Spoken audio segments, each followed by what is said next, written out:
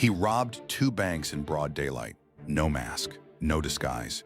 He smiled directly into the security cameras. And that evening, when police knocked on his door, he was genuinely shocked. His name was MacArthur Wheeler, and he had a plan. He rubbed lemon juice on his face before each robbery. Because lemon juice works as invisible ink, he believed it would make his face invisible on camera. He was completely certain it would work. When detectives showed him the footage, he stared at the screen and said, "But I wore the juice."